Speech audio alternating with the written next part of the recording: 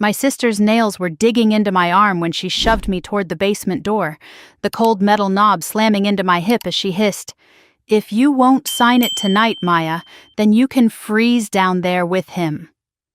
Behind her, my parents stood in the soft glow of Christmas lights, as if this were any other peaceful holiday evening, not the night they locked their own daughter and her 84-year-old father in a basement.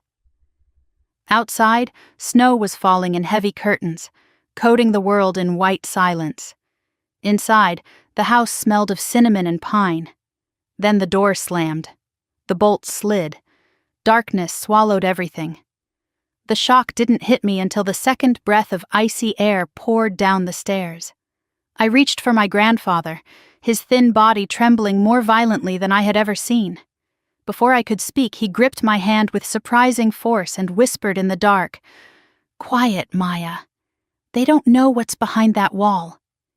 And that whisper, soft, shaky, almost swallowed by the cold, started the unraveling of a 40-year secret that would destroy everything I thought I knew about my family.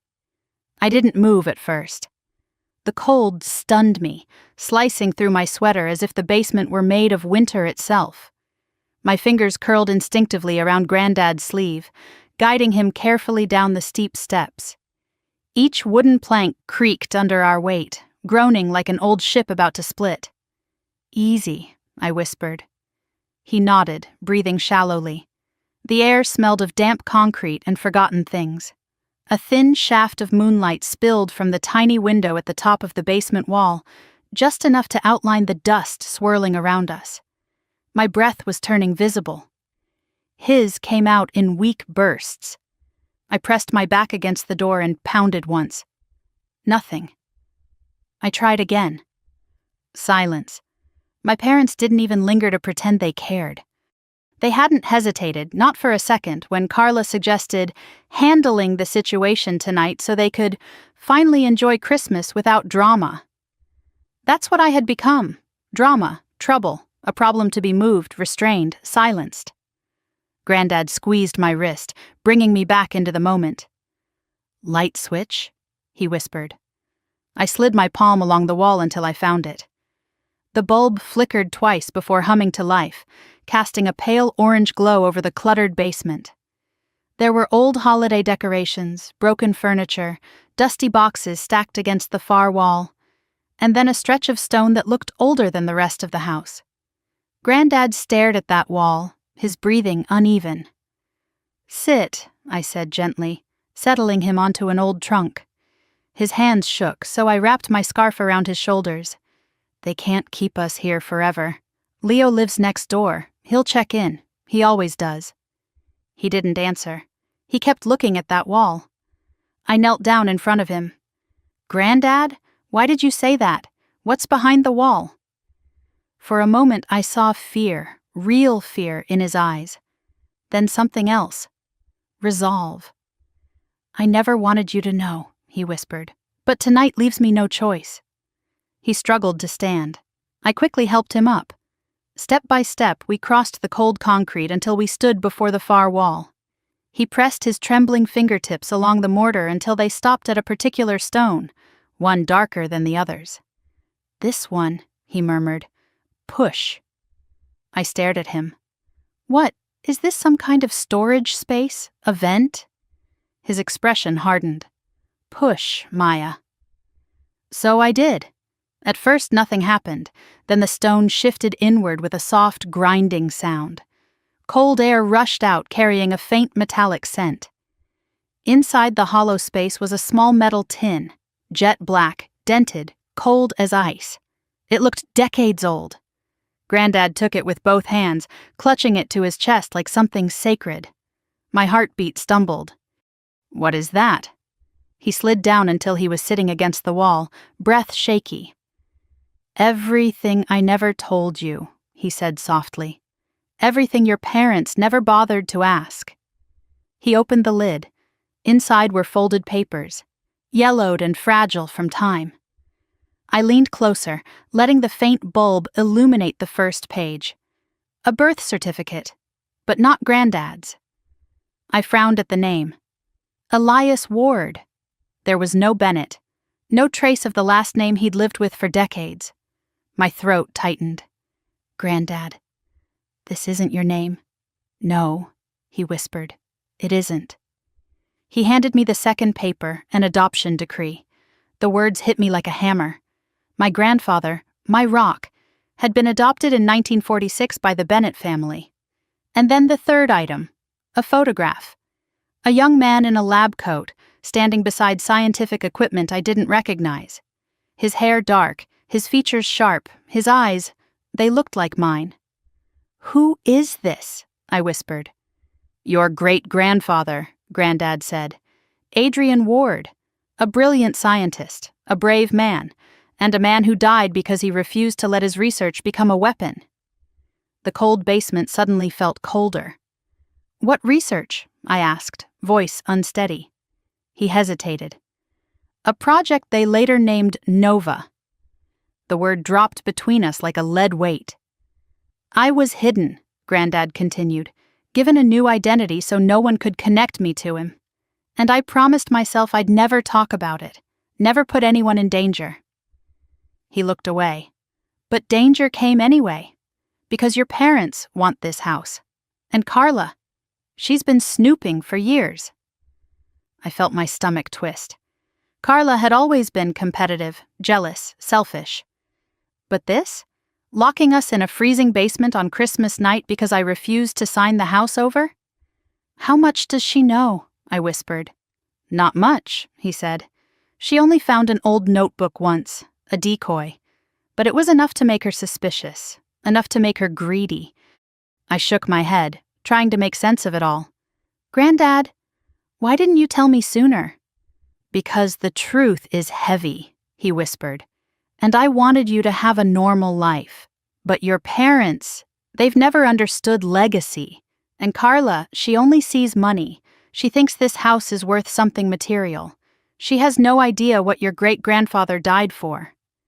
His fingers brushed my cheek. "But you deserve the truth." I sat back on my heels, overwhelmed. My family, my own blood, had betrayed us for a house they didn't even understand. And the man who raised me had been carrying a secret so heavy he'd built a hidden compartment into the foundation just to protect it. "Granddad," I whispered, tears burning my eyes. "They could have killed you tonight. You were freezing." He nodded. "They don't see me as family anymore. They see me as an obstacle." I clenched my fists. "I'm getting you out of here." He nodded toward the door. "You won't have to. Listen." I held my breath. Footsteps, crunching across snow, getting closer, then knocking. "Maya?" A familiar voice called. Relief crashed through me. "Leo!" I pounded the door with my palms. "Leo! We're down here!" The bolt slid. The door flew open. Warm air burst down the stairs. Leo's face appeared, eyes wide with shock. "What the— Jesus, Maya, are you two okay?" He hurried down, wrapping his coat around Granddad's shoulders. "What happened? Your parents said you needed space." Then Carla posted some shady video. "Later," I said. "We need to get him warm." He helped Granddad up the stairs while I followed, clutching the tin box. The living room lights still glowed sweetly, as if nothing had happened. The Christmas tree glittered. Ornaments sparkled. The stockings hung untouched. It made my stomach churn. Leo settled Granddad on the couch and turned to me. "Maya, what the hell is going on?" I handed him the tin. He opened it slowly. His eyes widened. "What is this?" he whispered. "My family," I said. "My real one. And the reason they locked us in the basement tonight." Leo looked from the documents to me and then back again. "Maya, this is huge." Granddad nodded weakly. "Bigger than they know. And they will come back." I swallowed hard. The idea of my own parents and Carla returning to this house sent a wave of dread through me.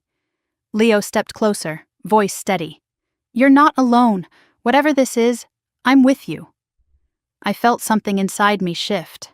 Strength, resolve. I looked at Granddad. "What do we do now?" He pointed to the adoption papers, his voice thin but unwavering. "Now," he said, We protect the truth. And that was the moment, right there, surrounded by Christmas lights and betrayal, that I realized the secret behind that wall wasn't just a hidden birth certificate. It was the beginning of a war my family had started, and a legacy I was going to finish. Leo stayed up the rest of the night, pacing between the kitchen and the living room while the storm outside raged harder than before.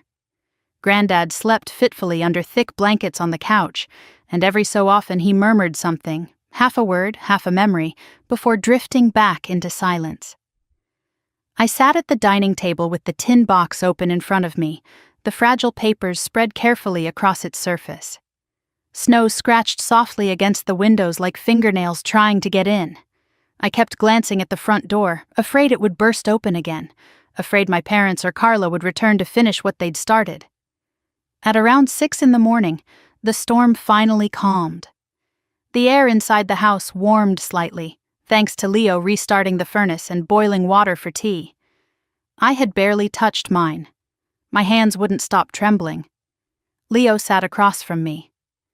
"Maya," he said gently, "we can't stay here. Not today." I knew that. He'd said it twice already, but leaving felt like surrender, like letting Carla win, like admitting that the people who had raised me no longer considered me their daughter. "Where would we even go?" I whispered. Leo didn't hesitate. "My place. It's 2 streets over and I have a guest room. It's safe." Granddad stirred on the couch but didn't wake. I looked at him, the man who'd carried an entire family secret on his shoulders, the man they had almost frozen to death last night. He couldn't stay here another minute. I nodded. "Okay. Help me pack a few things." Leo's shoulders relaxed. "Good. I'll warm the car." He slipped on his boots and stepped outside, careful not to slam the door. I moved through the house quickly, gathering basic things: medicine, warm clothes, the tin box wrapped in my scarf. Every room I entered felt different now, like everything I once believed about my home had cracked open. I paused by the kitchen table where we had spent Christmases laughing, playing board games, eating cinnamon rolls. I could almost hear echoes of past holidays, the good ones, before Carla turned every gathering into a competition, before Mom and Dad stopped trying to hide that they preferred one daughter over the other.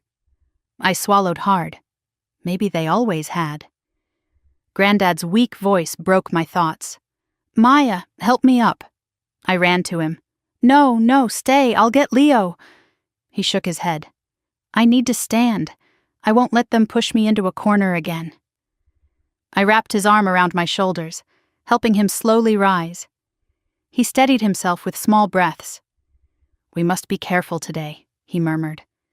"Your parents will be angry. Carla will be furious." "Let them be," I said sharply. "They lost the right to tell me anything when they locked us down there." He touched my cheek. "Anger keeps you warm, child, but don't let it lead you." Before I could answer, headlights washed through the window. Not Leo's car. The wrong shape. Too large. Too early. My chest tightened. Granddad whispered, "They're back." A dark SUV rolled into the driveway. Slow, deliberate, familiar in a way that stabbed my memory. Carla had always loved showing up in style, but this wasn't her car. This one had tinted windows so black I couldn't see inside. Leo stepped back into the house just as the engine cut off. His face paled. "Maya, we need to leave now." But it was too late. The SUV doors opened. Carla stepped out first in a white coat draped dramatically over her shoulders, her hair perfectly curled despite the storm. The second door opened and my parents climbed out, both bundled in expensive coats, both wearing expressions carved from stone. Then a fourth door clicked open. A man stepped out, tall, severe, wrapped in a long black coat. Snowflakes melted instantly on his shoulders. I didn't recognize him, but something about him made me feel cold all over again. Carla spotted our silhouettes in the window and smirked. Leo swore under his breath, "Stay behind me." But Granddad's grip tightened around my arm. "No, don't show fear."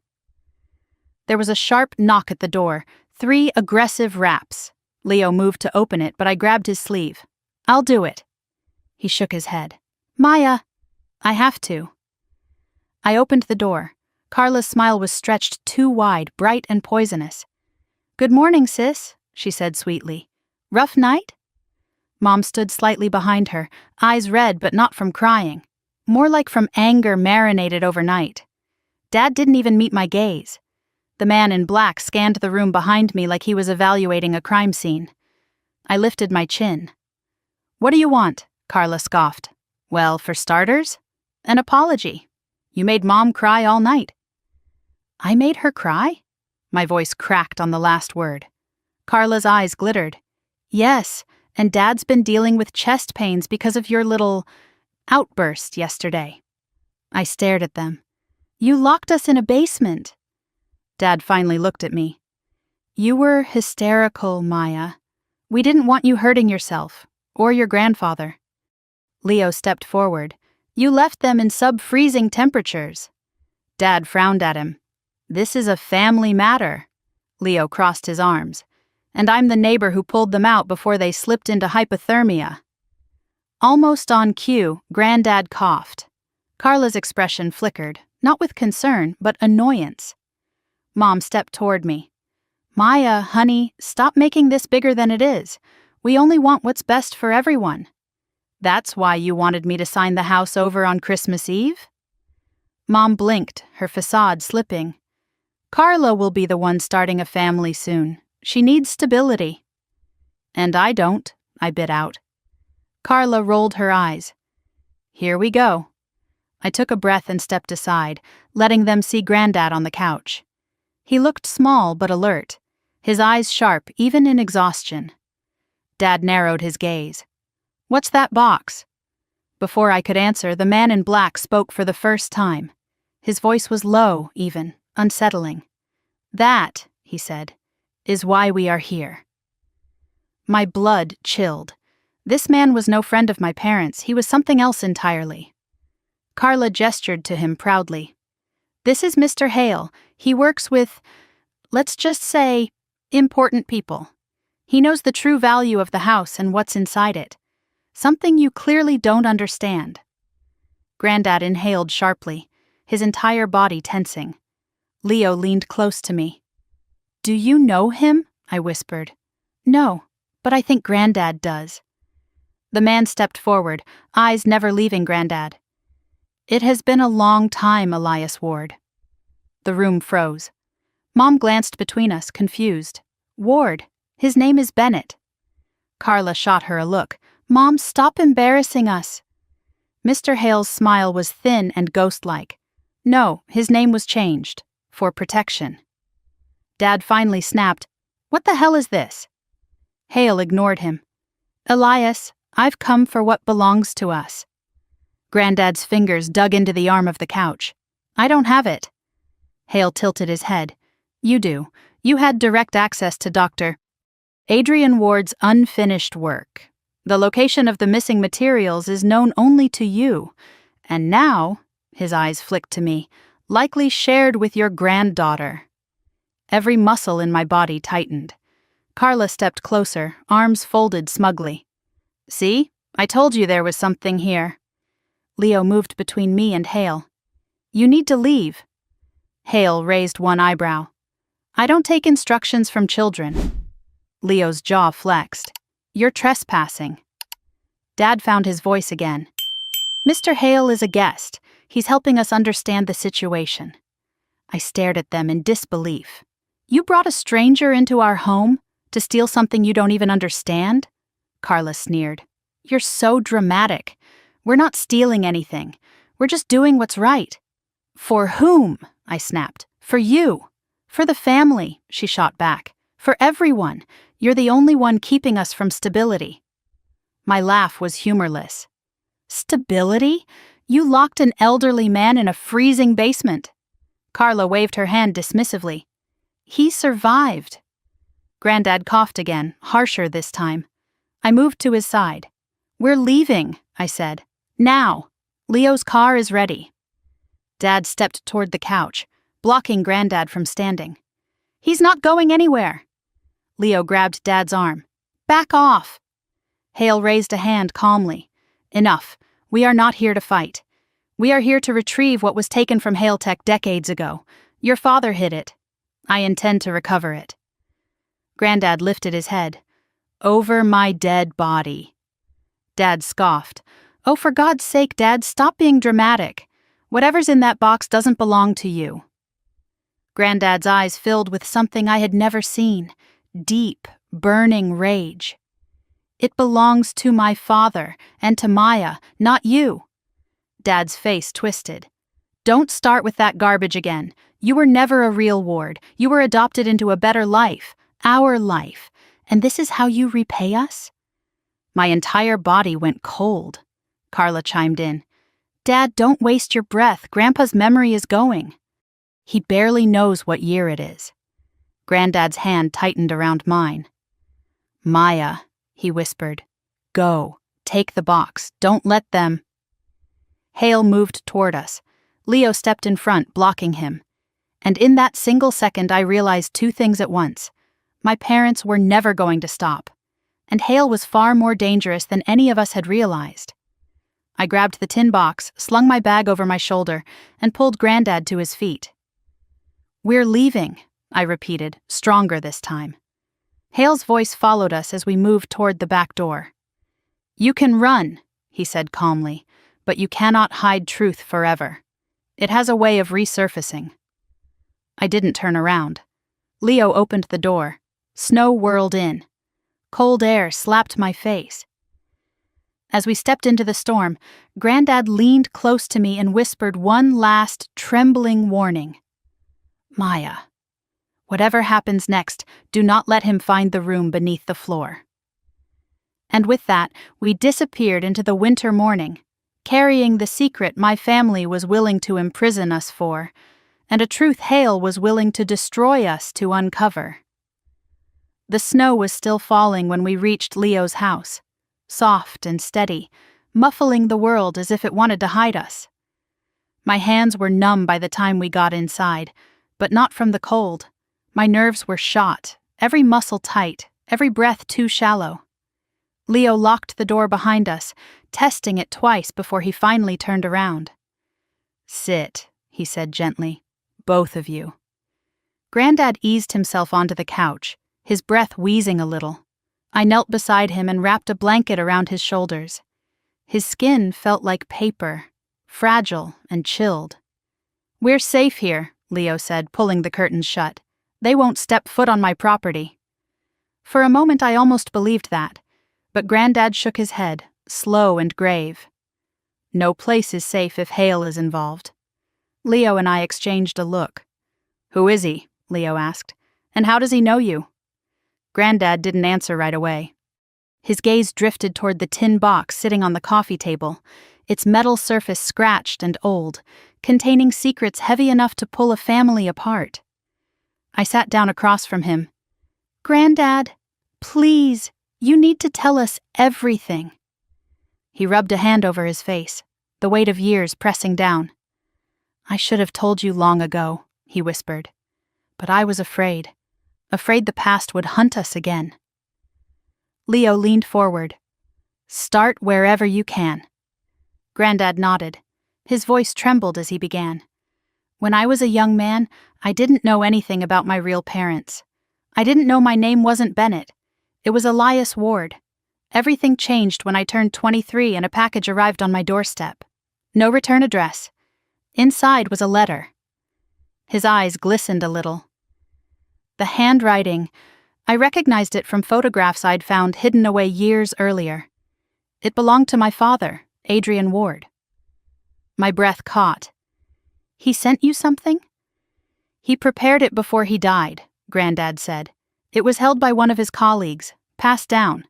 The letter told me who I truly was, why I'd been taken in, why my name had been erased. He touched the tin box with trembling fingers, and it contained the first clues about Project Nova. I felt the air shift, heavier, sharper. Leo frowned. So Hale isn't just some businessman. No, Granddad said. He was part of the old Hale Tech task force. They tried to seize Nova after my father refused to weaponize it. Then how is he still around? I asked. Men like him, Granddad said, don't retire. They linger, they wait, they hunt. A chill ran through me. And Hale thinks the missing pieces are here? I whispered. Granddad nodded. Because they are. Leo exhaled slowly, rubbing the back of his neck. This isn't just a family fight, then. No, Granddad said. It's a legacy fight, a scientific one, and your parents, Maya, your sister, they don't know what they've walked into. I clenched my fists. They don't care. They only want the house. Granddad closed his eyes. And because they are loud, greedy, and reckless, they have awakened someone who should never have found us. The room felt colder. Even the heater's hum couldn't warm the space between us. I looked down at the tin box. What exactly is Project Nova? Granddad opened his eyes again. Your great-grandfather discovered a way to create a clean, unlimited energy source. Simple, accessible, something that could power entire cities without pollution or depletion. That sounds, Leo blinked, revolutionary. It would have been, Granddad said, but Hale Tech saw something else. Endless power for weapons, machinery, control. When my father refused to hand it over, they went after him. My stomach twisted. And they killed him. Granddad nodded. They called it an accident, but we both know better. I swallowed hard. And the missing blueprint, the reason they want the house? Your great-grandfather hid the original design, Granddad said softly. Before he died, he left clues for me. Clues I was too frightened to follow. Leo's eyes narrowed. But why keep everything inside the house? Why not destroy it? Because it was his life's work, Granddad said, and because part of him believed someone worthy would continue it. He looked at me. My breath stopped. You think that's me? I whispered. I don't think, he said. I know. Silence fell, heavy, trembling. Then, softly, Granddad added, That's why I couldn't let your parents get the house. They don't understand meaning, only value, only ownership. And Carla, I said bitterly, wants it more than all of them combined. Granddad's mouth twitched. Pain, not humor. Carla always mistook wanting for deserving. Leo stood abruptly, pacing. Okay, so what's the plan? We can't stay here forever. If Hale's involved, he'll come back. He won't just knock politely next time. I looked at Leo. You think he'd break in? I think, Leo said grimly, he'll do whatever he needs. Granddad nodded. He will. Fear crawled up my spine, but beneath it, something harder, anger, a spark of defiance. He's not getting anything, I said. Not the house, not the design, not my family's legacy. Leo met my eyes. Then we need help. Who? I asked, though I already felt the answer coming. He pulled out his phone. I know someone, a lawyer, one of the best in Savannah. He typed quickly. Alana Pierce. Granddad's face relaxed. I've heard that name. Leo nodded again. She specializes in family law and complicated estate disputes. She helped my aunt when her brother tried to steal her house. I stood and began pacing. But this is bigger than an estate dispute. Yes, Leo said, which is exactly why we need someone who doesn't get intimidated. He pressed send. Within seconds, a 3-dot bubble appeared. She's awake? I said incredulously. Leo shrugged. She's always awake. He tapped his phone. She wants to meet in an hour. She says to bring all documents. I glanced at the tin. All of it? Everything you trust her with, Leo said. We have no room for half-truths now. Granddad nodded. She must know. She must be prepared for Hale. My chest tightened. What if she thinks we're crazy? Leo smiled faintly. She deals with crazy daily, but she also knows how to find the truth in it. I took a long breath. Then another. Okay, I said. Let's go. Before we left, I helped Granddad into Leo's spare coat. He leaned heavily on me as we walked down the hallway toward the door. Maya, he whispered, Yeah? You must be brave, child. Brave in ways I've never been. I felt my eyes sting. I'll try. He squeezed my hand once. You won't try. You will. Outside, the storm had stopped, leaving the world covered in clean, untouched snow. The air was sharp, but calm. Leo locked the door behind us and guided Granddad to the car. I climbed into the back seat, holding the tin like it was made of glass. My heart hammered as we drove through the quiet streets. Everything familiar looked different now, colder, sharper, shaded with betrayal. After a few minutes, Granddad spoke softly. They will not give up, Maya. Not your parents, not Carla, not Hale. I looked down at the tin and whispered, Then neither will I. Granddad smiled, fragile but proud. When we arrived at Alana Pierce's office, a sleek building downtown with frosted glass windows, I realized something strange. For the first time since the basement, I felt something warm, not safety, not relief, power. As Leo helped Granddad out of the car, Alana stepped through the glass doors. Tall, focused, sharp-eyed. She looked at us, then at the tin in my hands and said, Let's get to work. And right then, standing in the cold morning air, I knew this wasn't just a fight for a house anymore. It was a fight for identity, for truth, for justice, for the family I had never known I came from.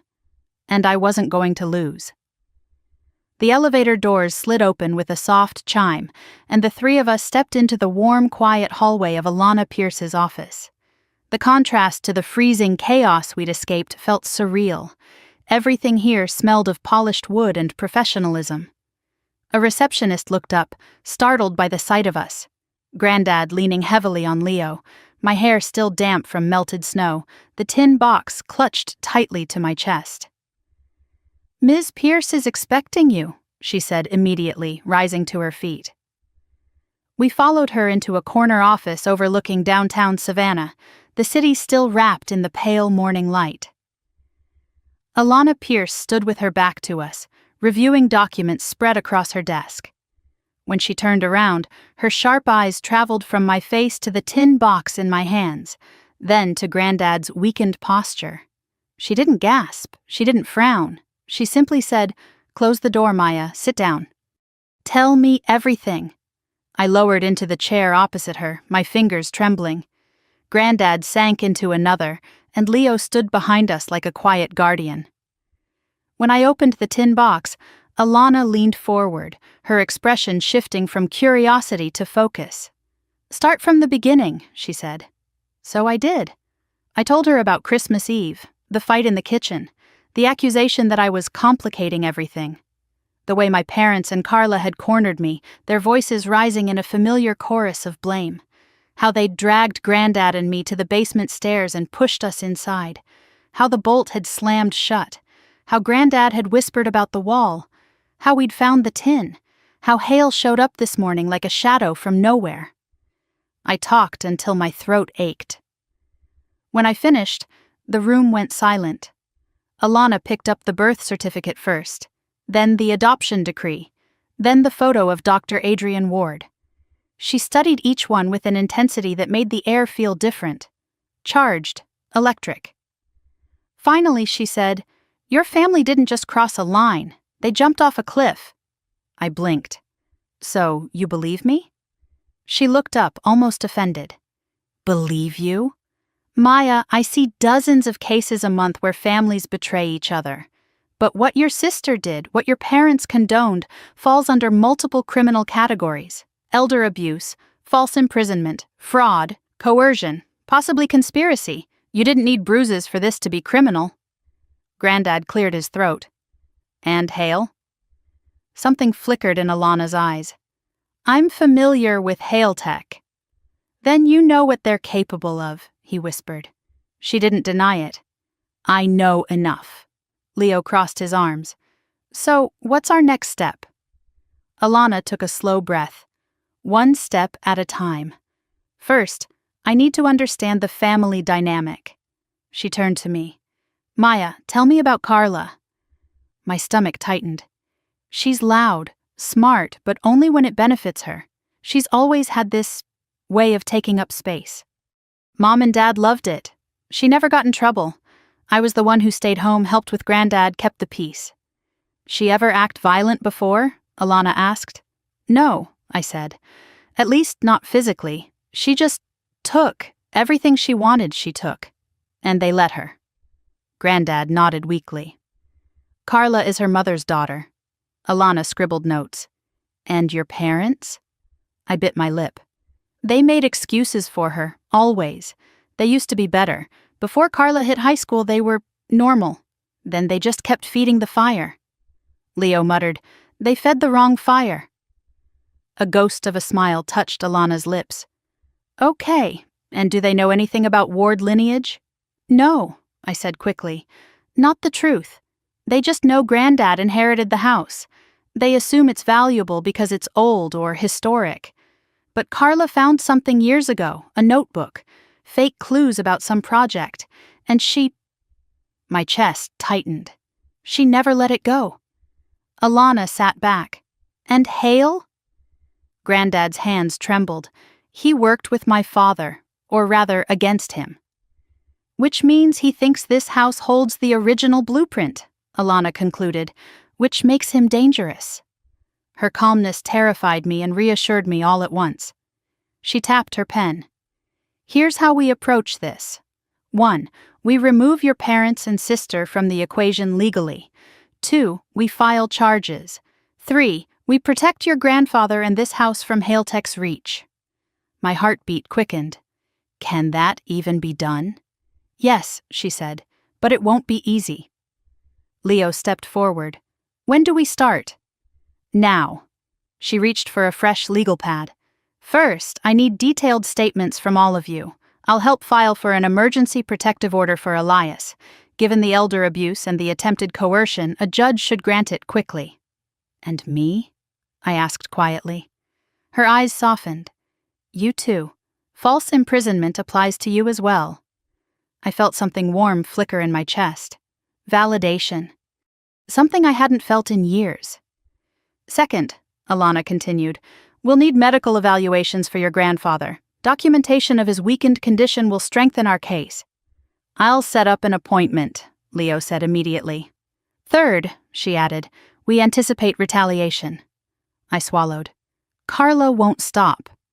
Your sister is reckless and impulsive, Alana said. She'll double down before she backs off. I felt the truth of that settle in my bones. She'll go public, Leo said. She already tried last night. Alana nodded. I saw her first post. She framed it like concern. Then her eyes sharpened. But if she escalates, she'll make mistakes, and mistakes become evidence. She wrote something down, then looked at me again. Fourth, Maya. I need to understand something important. Why didn't you call the police last night? The question hit harder than I expected. I looked away. Because I thought, maybe I deserved it. The room went still. Granddad reached for my hand. Child, no. I've always been the one who stayed quiet, I whispered. The one who didn't fight back.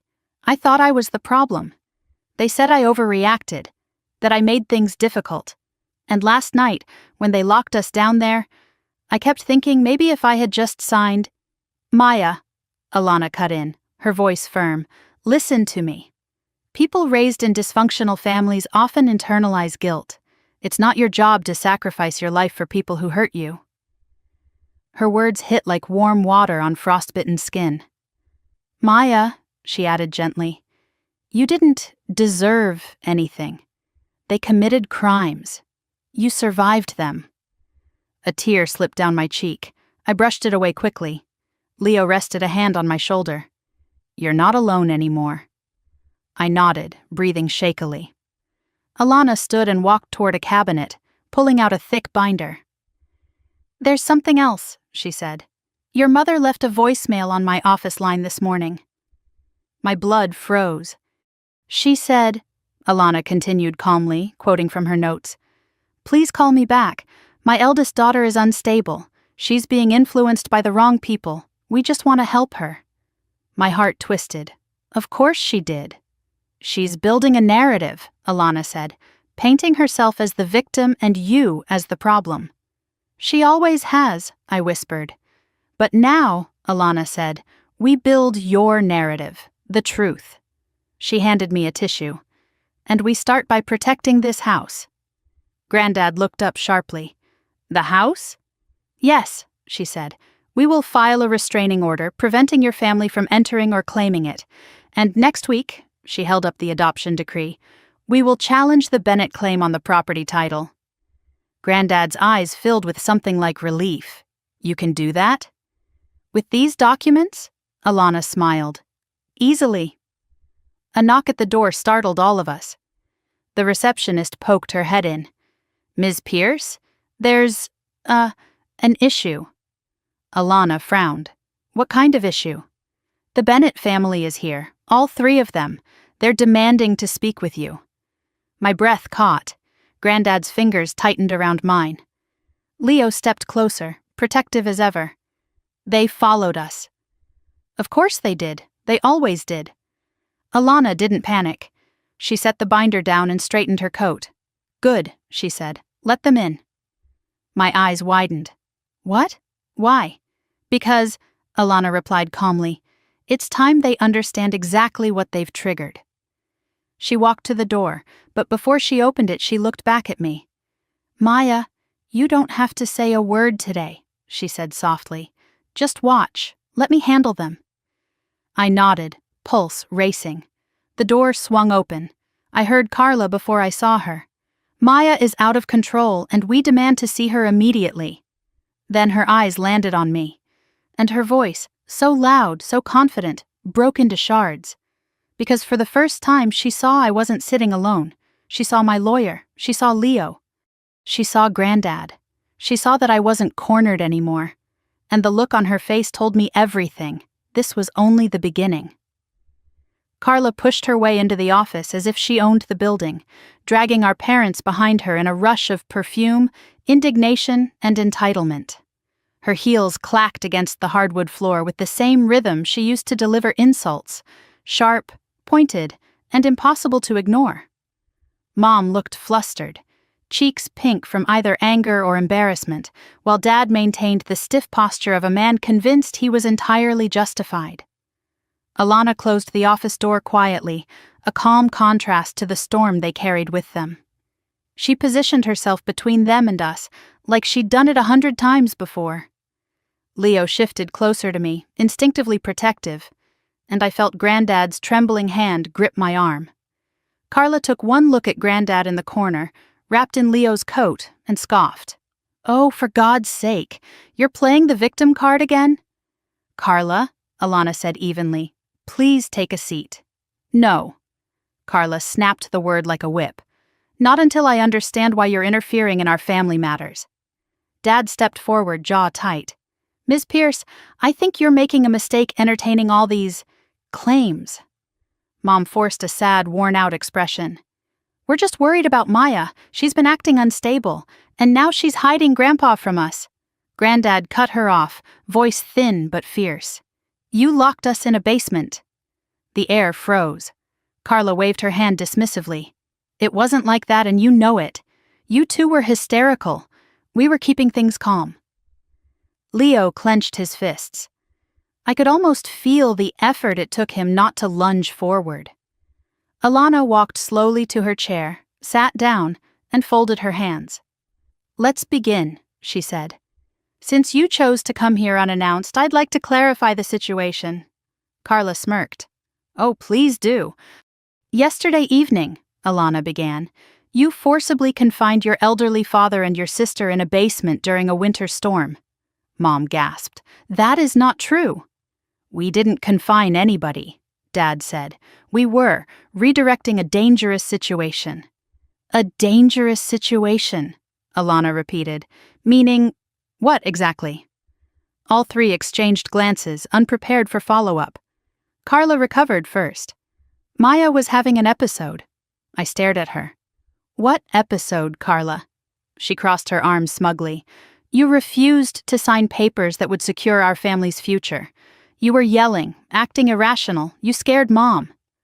I scared her, I echoed slowly, by saying no. Dad stepped forward.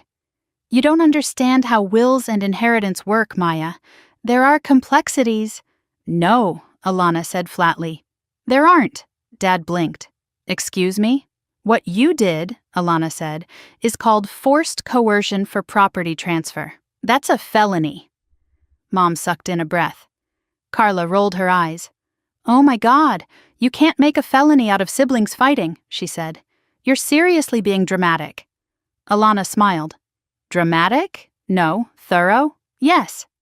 She slid a folder forward onto the desk. This, she continued, is a preliminary protective order we intend to file. It prohibits you from approaching Maya or Elias Ward until a hearing can be scheduled. Ward. The name hung in the air like a sudden temperature drop. Carla's laugh died instantly. Mom frowned. Dad stared at Granddad. Ward? He repeated. Why did you say Ward? Alana didn't blink. That is his legal birth name. Mom looked startled. No, his name is Bennett. It always has been. Granddad lifted his chin, pale but steady. No, it hasn't. Dad's face twitched. This is nonsense. Alana continued calmly. In addition to the false imprisonment charge, we are also reviewing forged documents. The deed your daughter attempted to present yesterday is counterfeit. Carla stiffened. It is not counterfeit. Oh, then why does it bear the stamp of a notary who has been deceased for 2 years? Mom's hand flew to her mouth. Dad turned red. Oh, Alana added casually, and the signature doesn't match Maya's handwriting on any official record. Carla's face drained of color. This is a setup. A setup? Leo barked a humorless laugh. You forged her name. Carla pointed at me, shaking. You're lying. You did this to make me look bad. You did that yourself, I said quietly. She opened her mouth again, but Alana raised a hand. There's more. Dad let out a frustrated sigh. This is absurd. We came here to reason with our daughter, not to be attacked. Alana leaned back. You came here to intimidate her. Dad's jaw clenched. Mom's eyes darted between faces, already spiraling. Carla looked ready to explode. After a moment, Carla slapped her palm on Alana's desk. Fine, enough with this. Where's the house key? Alana blinked. The what? The key, Carla said impatiently. To our house. Maya took it. We need to go back. Your house? Alana repeated softly. Mom chimed in. Yes, this dispute is over property. You understand how inheritance works? Ah, Alana said, that's where you're mistaken. The house is not yours, not even partially. Dad bristled. It belongs to our family. It's been in our name for decades. No, Alana corrected. It belonged to Dr. Adrian Ward, and now it belongs to Elias and Maya. Dead silence. Every molecule of air seemed to freeze. Mom whispered, Adrian. Ward? Carla laughed again, but this time it sounded more like a gasp. You're lying. This is insane. No, Alana said. This is documented. The adoption decree is real. The inheritance trail is traceable. Legally, Adrian's estate passed to Elias, not to the Bennetts. Dad stumbled backward. Mom clutched his arm. Carla stared at Granddad as if seeing him for the first time. Not as the old man she dismissed, but as someone with a past she had never known. You hid this from us? She whispered to him. Granddad looked at her with heartbreaking exhaustion. There are things I protected you from, Carla. Things you would never have understood. Things you still don't. She stepped closer, voice rising. You're telling me we went through all this mess because you kept secrets? His eyes hardened. You nearly killed us. Don't pretend you did it for family. You did it for greed. Carla's face twisted. That house should be mine. No, I said quietly. It shouldn't. She swung toward me. You owe us, Maya. We are family. I felt something inside me snap into clarity. No, I said again. You're not acting like family. Family doesn't lock you underground. Family doesn't forge documents. Family doesn't lie about you online to make you look unstable. Only abusers do that. Her mouth dropped open. Abuser? You're calling me an abuser? Alana interjected. Everyone take a seat. We need to continue this professionally. But Carla didn't move. Her posture stiffened, trembling with fury. This isn't over, she said. You think some lawyer can stop us? You think you can run off with Grandpa and our inheritance? Granddad flinched at the word our. We're not running, I said. We're protecting him. Oh, please, she spat. You're trying to be the hero. You're nothing. You've always been nothing. Mom and Dad gave you everything, and you repay us like this? Mom spoke suddenly, her voice tight with desperation. Maya, please don't do this. We just want the family to stay together. You want control, I said. Not togetherness. Dad tried again, voice stern. You are misinterpreting. No, she isn't, Alana cut in. And this conversation is done. I'll be filing the paperwork this afternoon. Carla laughed a single sharp sound. You think a restraining order will stop us? Hale is on our side. The room went still. Alana's expression darkened. Who? Carla blinked. Mr. Hale. He's going to help us find the blueprint or whatever. He said it's worth millions. Dad held out a hand, trying to silence her, but she shrugged him off. What? He said it openly. Mom whispered, horrified. Carla, stop talking. A chill crawled down my spine. You told Hale about the blueprint? Carla smirked. Why not? We're in this together. Alana's eyes turned sharp as glass. Let me be very clear. If you are cooperating with Hale Tech, you are putting yourselves in legal danger far beyond property disputes. Dad's voice cracked. We didn't know. You don't know anything, Alana said. But Hale does, and he has a history of targeting vulnerable families for corporate gain. Carla froze. That's not what he said. He lied, Alana said. He's using you. Carla's hands shook. Something flickered through her face. Fear, confusion, denial. Then fury took over again. I don't care. We're getting that house, and nothing is going to stop us. She turned and stormed toward the door. Mom followed, already trembling. Dad gave me one last look, an unreadable mixture of anger and uncertainty, before walking out. The door slammed behind them. Silence settled slowly, like dust after an earthquake. I felt my lungs finally release the breath I didn't know I'd been holding. Leah walked over and rubbed my back gently. You did good. Granddad wiped his eyes. I'm proud of you, child. Alana exhaled and leaned back in her chair. That, she said dryly, was quite a performance. I almost laughed. Was it enough? Oh, definitely, she said. Carla just admitted to collaborating with a corporate predator. That alone gives us ammunition. I stared at the closed door. They're not going to stop. No, Alana agreed, but neither are we. She placed her hand on the tin box and tapped it gently. Now, she said, let's talk about protecting the blueprint. Leo drove us back to his house in tense, heavy silence, the late afternoon light dimming into a cold blue dusk. The kind of light that makes every shadow feel longer, every sound sharper. Granddad rested in the back seat beside me, his eyes closed, his breath shallow but steady. I kept glancing through the rear windshield, certain Carla's SUV or some unknown Hale Tech vehicle would appear behind us. But no one followed, at least not yet. When we stepped inside Leo's house, the warmth hit us like a blanket. He locked the door, checked the windows, then turned to me with worry etched deep into his expression. They're rattled, he said. Rattled people get messy. I know, I murmured. Granddad lowered himself carefully onto the couch. We don't have much time. Leo crouched beside him. You need rest. Granddad shook his head. I need to tell Maya the truth. My stomach tightened. There's more? He gave me a long, weighted look. There's far more than what I told you. Leo stood and crossed his arms. Then let's get you water first. He went to the kitchen.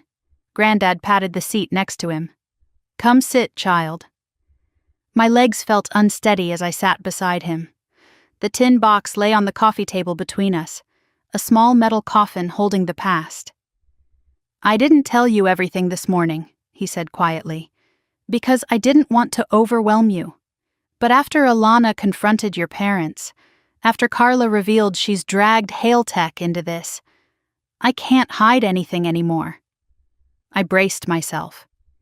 He reached into his coat pocket and pulled out a folded sheet of yellowed paper, different from the others. Older, more delicate. When he handed it to me, my fingers tingled. "What is it?" I whispered. "Your great-grandfather's final note. The one he wrote the day before Hail Tech came for him." My breath caught. Hands shaking, I unfolded it carefully. The ink had faded, but the writing was still strong, deliberate. I read aloud. "If you are reading this, Elias, it means they found me. I could not destroy Nova. I could only separate it, protect it, hide it in two halves, one they will chase, one they will never know exists. The second half lies beneath the floor. Only blood will find it." "Only blood will find it," I repeated, voice trembling. "What does that mean?" Granddad let out a slow breath. "The blueprint is incomplete. Hail Tech has been searching for decades, but they only know about one location, the first half, the decoy. And the second," he pointed at the paper, "still where he left it." "In the house?" "Yes." My pulse hammered in my ears. "Then we can't ever go back." He shook his head. "We must, eventually, because the blueprint must be destroyed or placed into the right hands, otherwise Hail Tech will never stop." Leo returned with water just as my phone buzzed on the coffee table. A text from an unknown number. The hair on my arms rose before I even unlocked it. The message was short. "Come home, Maya. We need to talk." "Mom," another followed seconds later. "Bring Grandpa. Let's clear this up before it gets worse." Then a third. "Carla is upset. You owe us this conversation." My stomach churned. Leo saw my expression. "What is it?" I handed him the phone. His jaw tightened. Granddad closed his eyes. "They're desperate. They know they're losing." Leo snapped. "They're trying to lure you." I swallowed hard. "But why now? Alana already destroyed their claims." "Because of Hale," Granddad whispered. "They know he's slipping away from them. They need you before he cuts them loose." Leo muttered a curse. "We're not going back there." My phone buzzed again before he finished speaking. A picture this time. The front porch light of my house. The door wide open, snow blowing inside. Then a second picture arrived. A close-up of the floor inside the entryway. Footprints, a lot of them. My hand flew to my mouth. Leo's breath caught. "They're already inside," Granddad whispered. "Not them." I looked at him. "Who then?" He met my eyes, and his were full of old fear. "Hale." My heart plunged. "You think he—" "Yes," he said. "He wouldn't wait. He would search for the first half immediately. He knows the general area, he always has." His hand shook violently. "He's breaking in." Leo straightened. "We need to call the police." "No," Granddad said quickly. "Police won't understand. Hale will vanish before they arrive. And if he feels cornered—" He didn't finish. Leo paced, running a hand through his hair. "We can't stay here. We can't go there. What do we do?" "We need to know what he wants specifically," I said, voice wavering. "Where exactly he's looking." Granddad hesitated. "There's something else," he murmured. "Something he doesn't know." Leo and I stared at him. "The second half of Project Nova," Granddad said, "was never meant to stay in the house forever. It was meant to be safeguarded by the next generation." "Meaning?" I asked. He reached slowly for my hands. "Maya," he said softly, "you're the key." I froze. "What?" I whispered. "The phrase, 'only blood will find it.' It wasn't a metaphor. It was literal. There is a mechanism, a biometric lock, designed for someone in the Ward bloodline. Adrian never wanted the technology falling into the wrong hands." My heart pounded. "So Hale can't access it?" No, Granddad whispered, but he doesn't know that. Leo exhaled in disbelief. So he's tearing the house apart hoping to get lucky. He won't, Granddad murmured. Not without Maya. My pulse thundered. If he realizes that, he'll come for you, Leo finished harshly, which is why we need to disappear. Granddad sagged back on the couch. We can't disappear, not yet. Hale won't stop until he has leverage. Leo's jaw tightened, meaning he goes after the people closest to Maya. And that includes you, Granddad whispered. Leo lifted his chin. Let him try. My throat tightened. Stop, both of you. This isn't a movie. Hale isn't some petty criminal. He's relentless, Granddad said, and powerful, and he believes he is owed the future my father refused to give him. I closed my eyes, shaking. So what do we do? Granddad motioned to the tin box. We open the rest. My breath hitched. There's more? There's always more. Leo and I sat across from him as he gently removed the last folded sheet, a diagram so intricate it looked like a maze, symbols, coordinates, a drawing of the house foundation, and a phrase written at the bottom, "The door is not where it seems." What does that mean? I whispered. Granddad traced the lines. It means the hidden room is not under the basement. It's somewhere else entirely. Leo squinted. Then where? Granddad pointed. The breath left my lungs. The garden, I whispered. Granddad nodded. Beneath the old pecan tree. The one I climbed as a child. The one Carla avoided because she hated dirt under her nails. The one Hale would never think to search. Leo let out a low whistle. That buys us time. Not much, Granddad said. But some. The room fell into silence. Then Leo's phone buzzed. He looked at it, face turning grim. It's Alana, he said. She says she pulled traffic camera footage. I froze. Footage of what? He showed me the screen. A dark SUV, last night, parking across from Leo's house. The timestamp read 4:02 a.m. My voice trembled. Carla. Leo shook his head. No, the driver got out. He zoomed in. My throat closed. It wasn't Carla. It wasn't Dad. It wasn't Hale. It was Mom, standing in the snow, watching our door. For a long time. And then walking toward the house. I whispered, voice cracking. Why would she come alone? Granddad's face drained of color. She wasn't alone, he said. How do you know? He swallowed. Because she never acts without Carla, and Carla never acts without backup. A beat of silence. Granddad grabbed my hand with urgency. Child, he rasped, your mother wasn't watching you. He looked at Leo. She was marking the house. My house? Leo said, stunned. Why? Granddad's whisper shook. So Hale knows where to find you next. Leo swore under his breath the moment Granddad's words landed, pacing in tight circles as if the floor itself were burning under his feet. My heart slammed against my ribs, each beat aching like a bruise spreading. The idea that my mother, quiet, anxious, conflict-avoiding mom, would mark Leo's house for Hale felt unreal. But the footage didn't lie. She had been there, in the dark, knowing I was inside. Granddad leaned back against the couch, breath shaky but eyes sharp. Hale doesn't track people blindly, he said. He tracks patterns, he sends scouts, he tests weak points. Your mother has always been a weak point.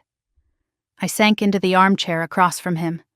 Why would she do this? Why would she help him? Leo stopped pacing. Because she's scared, because Carla told her something, because your dad pushed her, because she wants to stay on the winning side. Pick any reason. I stared at the wall, feeling the world tilt, just slightly but enough to make me nauseous. She used to read me bedtime stories. She used to smooth my hair when I cried. She used to say I was her quiet child, her good child. Granddad gave me a sad, tired look. Fear changes people. It makes them choose safety over loyalty. But they chose Carla, I whispered. No, Leo said gently, kneeling beside me. They chose the version of life Carla promised them, The one where you just stay out of the way. A wave of grief hit me, sudden and suffocating. I hadn't realized until now how much of me was still waiting, hoping to wake up in a different story. One where my parents weren't willing to sacrifice me for convenience. One where I mattered. A knock on the door made all three of us freeze. Not the hard, impatient pounding Carla used. Something softer, hesitant. Leo moved silently to the peephole, his shoulders tensed. "It's your mother." My breath caught. "What? Why would she?" Another knock, small, trembling. "Maya!" My mother's voice called softly through the door. "Sweetheart, please, open up." Leo stepped back from the door and looked at me. "Don't," Granddad whispered firmly. "Don't." But something in me, something broken and bruised, stood up anyway. "I need to hear what she has to say." Leo blocked my path. "What she has to say is irrelevant. What she has to do is dangerous." "Leo," I said quietly, "move." He stared at me, jaw tight, then reluctantly stepped aside. My hands shook as I unlocked the door. When it opened, my mother stepped in with small, timid movements, bundled in a coat thrown over pajamas. Her hair was a mess. Her face looked puffy, tired, older than I'd ever seen her. And when she saw me, she burst into tears. "Oh, Maya," she sobbed, reaching out. I stepped back. Her hand froze in midair. "Sweetheart, please, I didn't come to hurt you." Leo hovered behind me like a silent wall. Granddad watched her with narrowed eyes. Mom swallowed hard. I didn't know what Carla was doing. I didn't know she hired that man. She said he was helping us. She said he could fix everything." I crossed my arms tightly. "What were you doing at Leo's house at 4 a.m? She flinched. I just wanted to see you, to make sure you were okay." "Then why didn't you knock?" She bit her lip. "Because Carla said you were under some lawyer's influence, that you would call the police, that you were planning to accuse us of crimes. I didn't know what to do." "So you stood outside in the cold," I said flatly, watching, silent. Her chin trembled. "I wanted to come in, I did. But your father said we had to wait, that we needed to handle this the right way." Granddad muttered, "The right way meaning Hale's way." Mom gasped, turning toward him. "Dad, no. I didn't. I would never betray you." "You already did," Granddad said quietly. "You walked away when we needed you most." She sagged, collapsing into a chair. "I didn't know they locked you down there. Carla told us you both went downstairs because you were upset. She said you wanted space." Leo swore under his breath again. "Of course she lied." Mom covered her mouth. When I realized, I went back to the house this morning to look for you, but you were gone, and Carla told me you stole the box." I stiffened. Mom looked at me with tear-filled eyes. "Maya, did you?" "It wasn't stealing," I said sharply. "It was ours." Leo added coldly, "And you three were trying to force her signature. Another felony." She buried her face in her hands. "I didn't know. I swear I didn't know. I just followed your sister. I always do. I'm so tired." Her words were broken, and for a moment, I saw not the woman who stood by Carla, but the woman who had once told me stories about moonlight and kindness. The woman who used to rub circles on my back when I was sick. But sympathy wasn't enough to erase what she'd done. Leo sat on the arm of my chair. "What do you want, Mrs. Bennet?" She swallowed and looked at me. "I want to make this right, before your father does something stupid." Granddad leaned forward. "What do you mean?" She hesitated. "Mom," I said sharply, "what did Dad do?" Her voice shook. He went to meet Hale." Leo shot up. "What?" Mom wrung her hands. "Carla set it up. They said they'd give him a deal. They said they just wanted information. Nothing dangerous." "What information?" I asked, dread building. Mom looked at me helplessly. "You," she whispered. "They want to know where you are." The room spun. So your father gave them this address, Granddad said. Mom's silence was answer enough. Leo moved instantly, going to the window and pulling the blinds shut. He checked the locks again. His face was pale now, too pale. They'll come for her, Mom whispered. I tried to stop him, I swear, but Carla, she convinced him you were being manipulated, that if Hale talks to you directly, you'll calm down. I laughed once, bitter and sharp. Hale doesn't talk. He hunts. Mom covered her face. I know.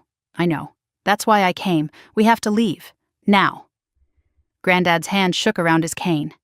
She's right. Hale won't wait. Leo grabbed his keys. I'll pull the car around. Where do we go? I whispered. Anywhere but here, Leo said. Alana's office to file for emergency protection. Then maybe a hotel, somewhere off-grid.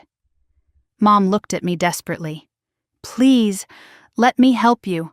Let me come with you. I won't go back home. I won't stay with them. I choose you. My heart twisted painfully. We don't have time, Granddad rasped. We move now. Leo opened the door to step outside, and froze. Then he slammed it shut again.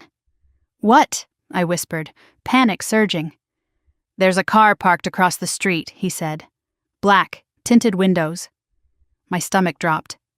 Hale? Then a sharp metallic tapping echoed through the front window. Tap, tap, tap. Leo pulled me back as a shadow moved outside the glass. A voice drifted through the cold air, calm, deep, terrifyingly certain. Maya, Hale called softly. I think it's time we talked. Mom gasped and stumbled backward. Granddad grabbed my hand. Leo stepped in front of me. Hale tapped again, a polite knock on the window of our fear. Maya, he repeated, voice smooth as ice. Open the door. Leo didn't move. None of us did. The house fell into a suffocating silence, except for the wind brushing against the windows and Hale's rhythmic tapping, slow, patient, confident. It was the sound of a man who knew he was in control, a man who expected obedience. Maya, he called again, voice muffled by the glass. I promise I only want to talk. Leo whispered, Don't believe a word of it. My mother trembled violently. He followed me, she gasped. Oh God, this is my fault. I grabbed her arm. Mom, look at me. Right now, panic won't help. We need you calm. She nodded shakily, but her eyes kept darting toward the window as if expecting Hale to burst through at any moment. Granddad's fingers dug into my sleeve. Child, listen to me. You must not go with him. Whatever he says, whatever he promises, he intends to use you. Tap, tap, tap. Maya, Hale called again. If you don't open the door, things will get inconvenient for all of us. Leo muttered, I'm calling the police. Before he could dial, Granddad grabbed his wrist. No, don't. Leo frowned. He's on your lawn. That's trespassing. We need help. Granddad shook his head, breath shallow. The police will only escalate things. Hale will disappear before they arrive. And if he feels cornered... He didn't finish, but the implication was enough to still Leo's hand. Tap. A shadow shifted just beyond the curtains. Maya, Hale said, softer now, almost coaxing. I know you're scared, but fear comes from ignorance. Let me explain what your great-grandfather started. Let me explain why Project Nova matters.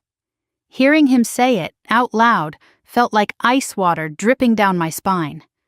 Leo gripped my arm. He knows about the project, that's not good.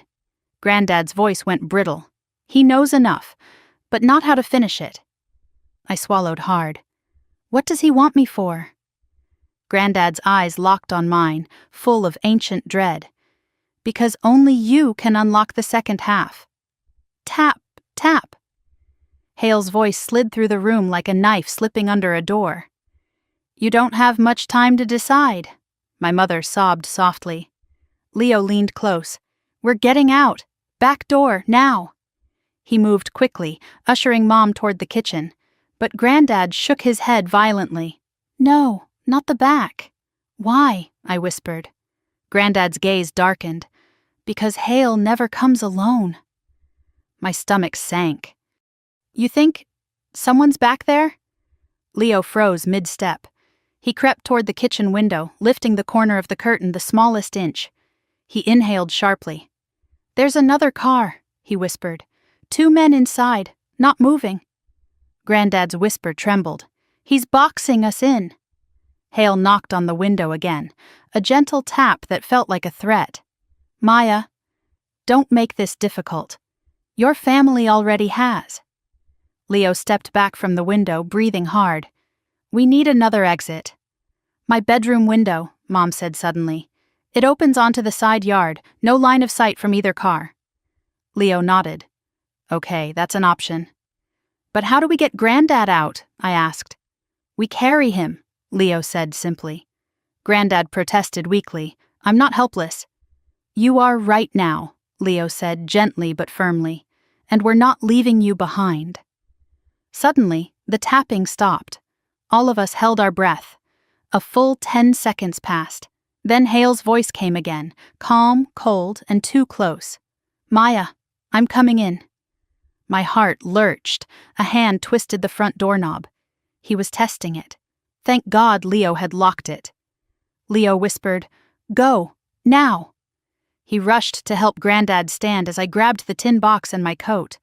My mother hovered by the hallway, wringing her hands. Come on, I said, pushing her gently forward. We moved quickly down the hallway toward her old bedroom on the right, the shadows long and sharp in the dim light. My pulse thudded in my ears. Behind us, a faint metallic scraping echoed at the front door. Hale was trying to pick the lock. My mother let out a quiet sob. Leo shoved open her bedroom door. Window, he said, already lifting it.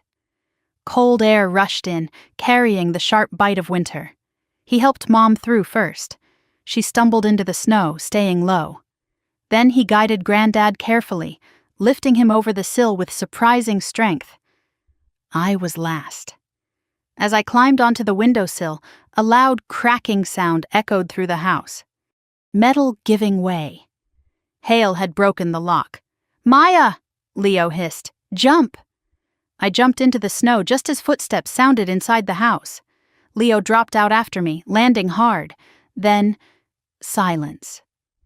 We crouched behind the bushes that lined the side of the yard, breath fogging in the air. Leo pressed a finger to his lips. We listened, heard nothing. Then, tap, tap, but this time from the hallway in front of Mom's room. Maya, Hale called softly, I know you went this way. Mom whimpered. Leo tightened his grip on my arm. Hale's footsteps grew closer. We had to move, now. Leo whispered, Crawl toward the fence. Slow, don't stand yet. We crawled through the snow, cold soaking into my knees, my palms going numb. Granddad grunted softly with every movement, but he pushed forward. Mom's breaths were ragged. Leo kept glancing back at the window. We were halfway to the fence when we heard the bedroom window squeak open wider. Hale was looking outside. Maya? His voice drifted out, eerily calm. Are we really going to play hide-and-seek? Leo mouthed. Keep moving. We reached the fence. It was tall, old, wooden, the kind that creaked if you breathed on it wrong. Leo helped Mom over first. She scrambled down on the other side. Next was Granddad. It took everything Leo had to lift him gently without making noise. The fence groaned once. We froze. Hale went quiet, dead silent. Then a whisper floated out the window. You're running out of places to hide. Leo motioned urgently. Go!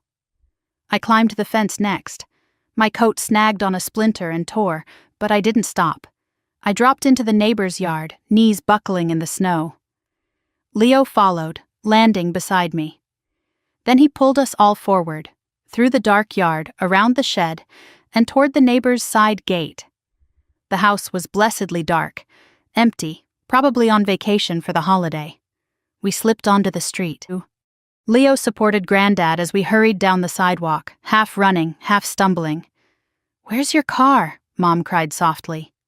Around the block, Leo said. If he blocked the driveway, he won't expect us to double back. We rounded the corner. Leo's car was there, frosted over, untouched. He dug out the keys with shaking hands. That's when we heard a door slam behind us. I turned. Hale stood at the far end of the street, hands in his coat pockets. Snow falling around him like ash. He didn't run, he just looked at us, at me. Even from a distance, I felt the ice in his gaze.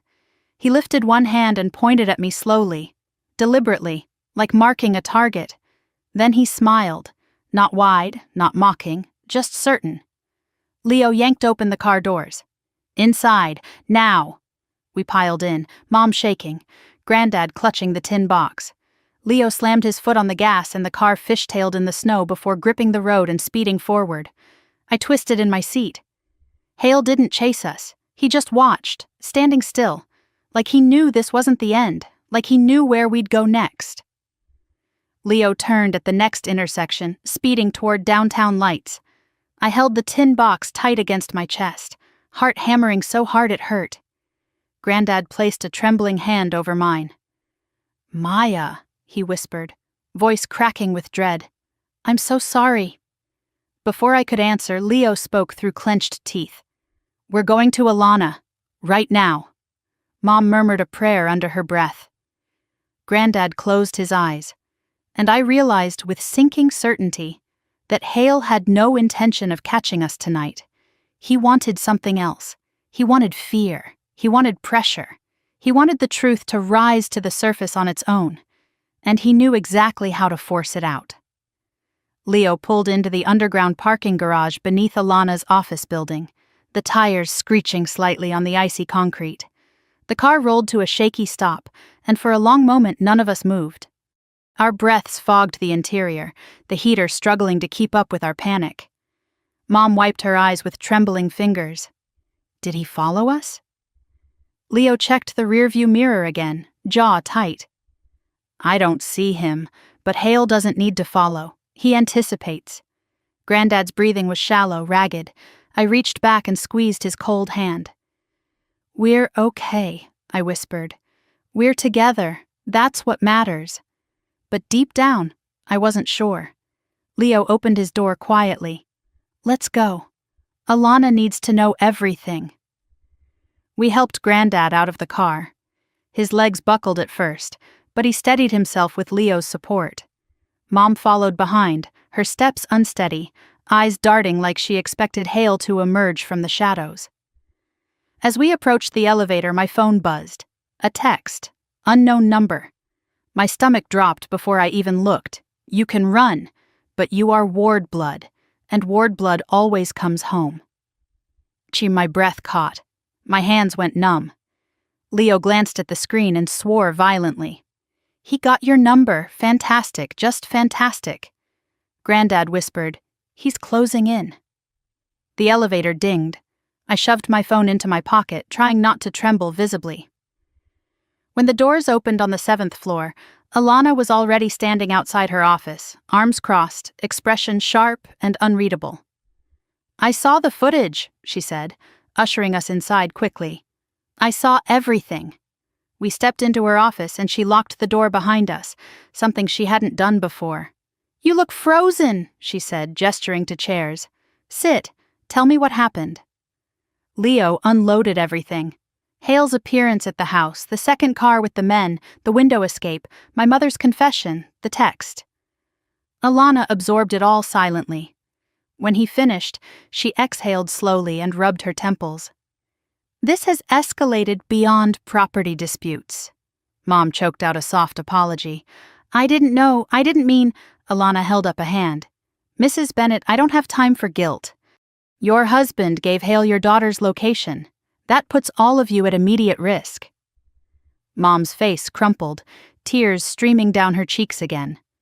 Leo helped Granddad sit, while Alana pulled out a new file, thick, with colored tabs and legal notes covering every margin.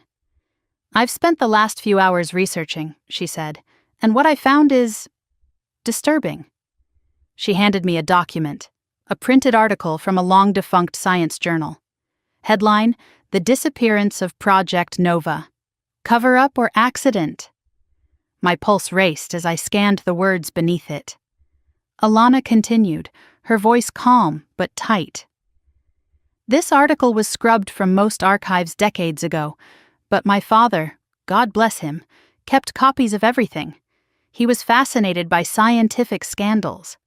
She shot Granddad a meaningful look. One of the last mentions of Adrian Ward was in relation to this project, and the final line of the article said investigators found inconsistencies in Hailtech's involvement. Granddad nodded bitterly, because they sabotaged him. What we didn't know, Alana said, was how far they went. She pulled up another file on her laptop, footage, still photos, names.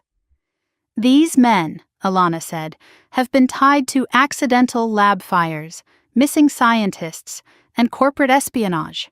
Hailtech paid out settlements quietly. Leo leaned over the desk. So Hale isn't just an executive, he's a fixer. He's a predator, Alana said flatly, the kind who never leaves loose ends. I felt sick, and now he wants me. Of course he does, she whispered. You're the only living Ward who can access the second half of Project Nova. My throat tightened, but we haven't even found the room yet.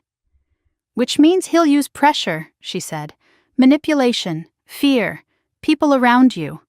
She glanced at my mother. People he assumes you'll protect. Mom sobbed quietly into her hands. Alana added, and Hale knows your sister. That gives him leverage. Leo swore. Carla will hand Maya over on a platter if he asks. I felt the truth of that like a physical blow. Granddad reached for the tin box. His voice shook. There's something you don't understand. Something Hale never learned. I stared at him. What is it? Granddad touched the folded diagram inside the tin. The reason Project Nova was split in two was not just to prevent misuse. It was because only a Ward could reunite it. We know that, I said. No, he said firmly. You don't know the rest.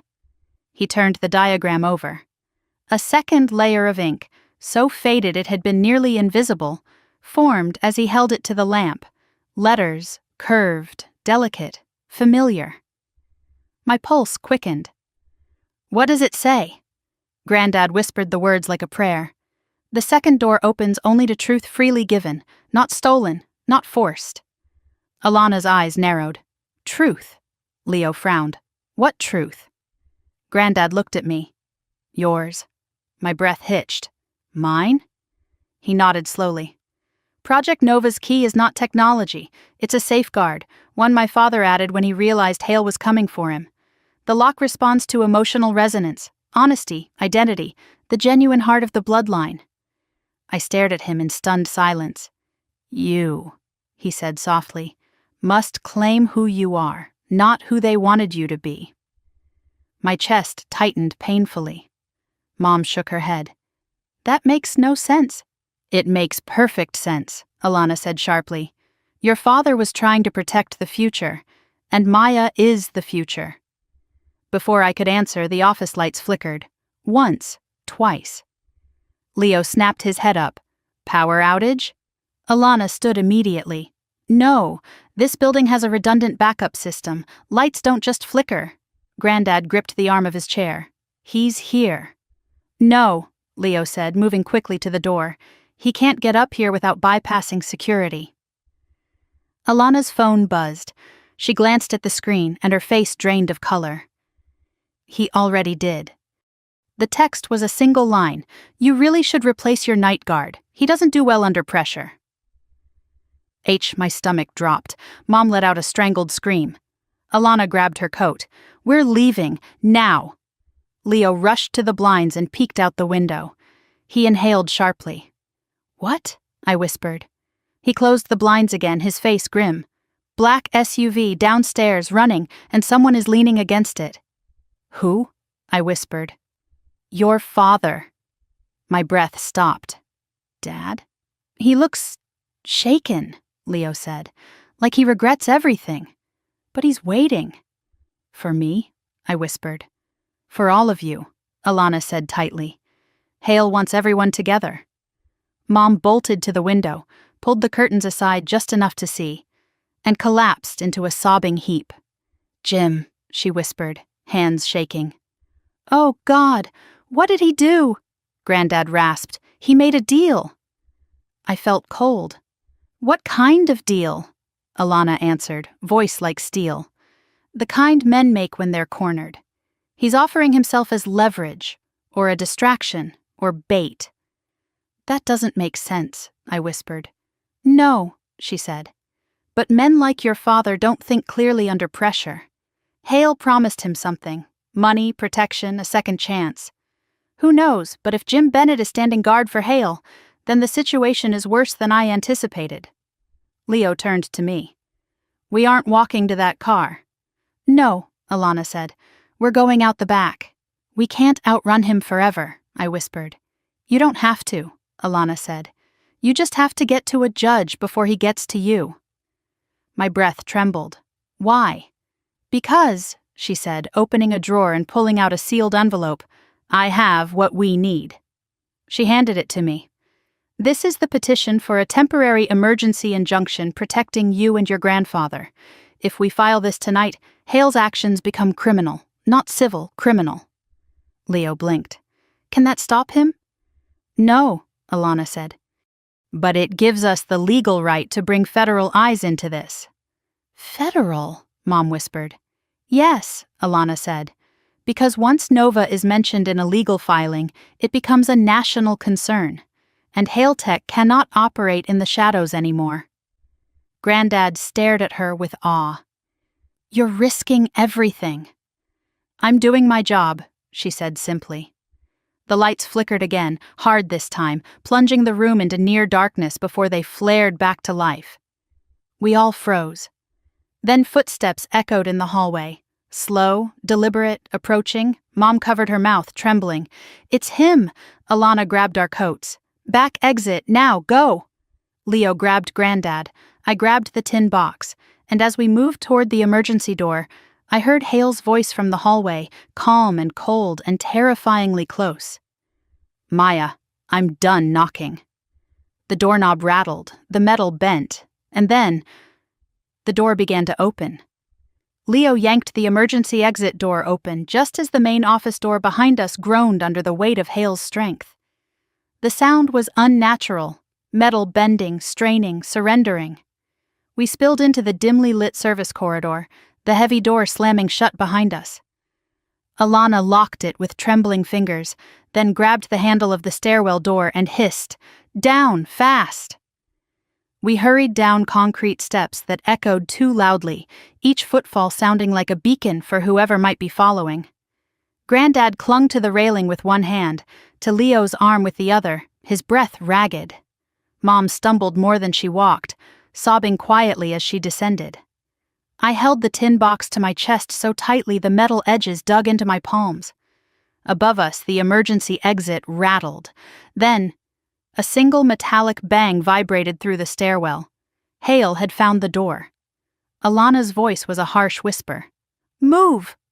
2 more flights. 3. When we burst into the underground level, the air stung with cold. We rushed through a side door into a narrow alley behind the building, the kind of alley nobody wanted to walk through, with flickering lights, old dumpsters, and shadows that felt too alive. Leo scanned the open space. "Where's your car, Alana?" "Across the street," she said. "Black sedan. We're heading for the courthouse. They keep judges available for after-hours emergencies." Granddad swayed. I can't keep up a fast pace." "You don't have to," Leo said, sweeping him into his arms before Granddad could protest. "I've got you." We darted toward the mouth of the alley, boots splashing through shallow puddles as the winter air cut through our coats. My lungs burned with cold and fear. A sound echoed behind us. The stairwell door, opening, Alana's breath hitched. "Run!" We sprinted across the alley entrance just as a figure stepped into view at the far end, not close enough to see his face but unmistakable in posture and presence. "Hale!" He started walking forward. Leo cursed and picked up speed. "Go! Go!" We reached the sidewalk. Across the icy street, the courthouse loomed in massive stone, and next to it, Alana's sedan sat under a streetlight, close, So close. But when Leo reached the first parked car along the curb, he slowed. Wait, something's wrong. What? I gasped. His eyes narrowed. That police cruiser, wipers are moving, but the lights are off. Mom blinked. So? So cruise control doesn't work when a car is off, Leo said. Someone's inside. Alana's jaw clenched. Hale called them. I felt something drop inside me. The police. Are with him? Maybe not officially, she said. But he has leverage everywhere. I told you, he doesn't leave loose ends. Granddad whispered, We're trapped. No, Leo growled, not yet. He scanned the street again, calculating. The courthouse had multiple entrances, but the front was where cameras and potential ambushes were. The side entrances were locked after hours, but then he saw it. The loading ramp, he said. Basement entrance, it's open. Alana followed his gaze and nodded. Good, that gets us inside without being seen. We hurried across the street just as the cruiser door opened and a uniformed officer stepped out, adjusting his coat and scanning the area. Leo swore again. Move! We slipped behind a row of parked cars, keeping low. The officer didn't notice us, yet. But Hale was getting closer.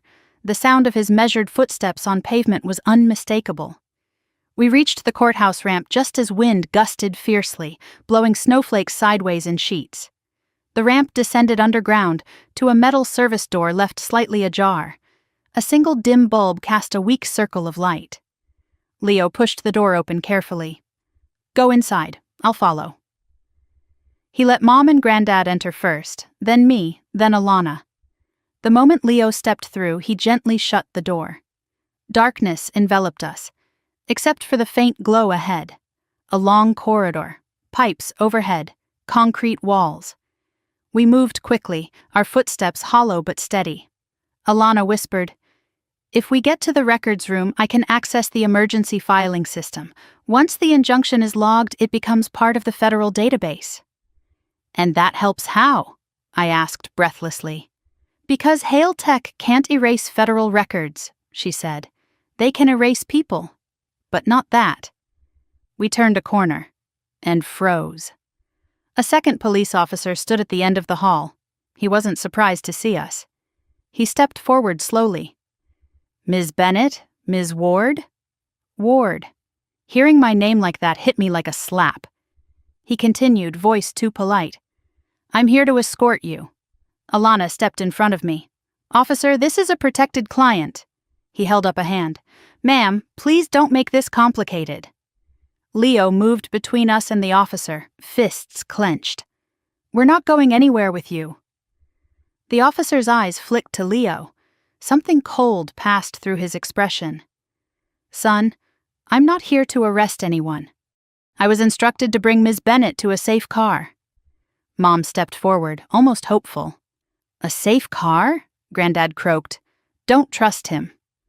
The officer continued slowly, as if reading from a script. Your father is very worried. He asked us to bring you all to him. My stomach twisted. Dad? The officer nodded. Yes. He said things have gotten out of hand. He wants to talk, settle things before lawyers get involved. Alana laughed. Short, dry, furious. Nice try.